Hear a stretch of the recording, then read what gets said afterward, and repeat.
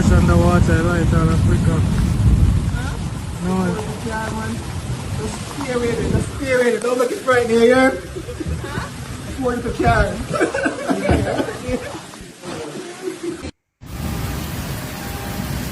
I think people are trying to help them, but if they open the doors, we know what's going to happen.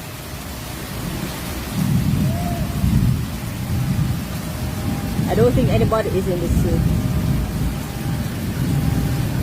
But all those other vehicles, the white vehicle, the Prado, I don't know why the Prado person drive out in this, because this was not happening before them jumping them vehicles. Same to the Mitsubishi, the black one facing us. Same to the red one. They all thought they could drive out when the flooding started. I'm not sure why they thought that. There are a lot of vehicles in the same situation, not just mine. See my neighbor, little vehicle there.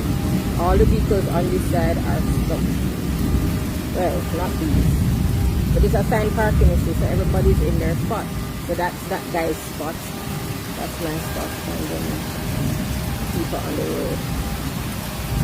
People by stomach.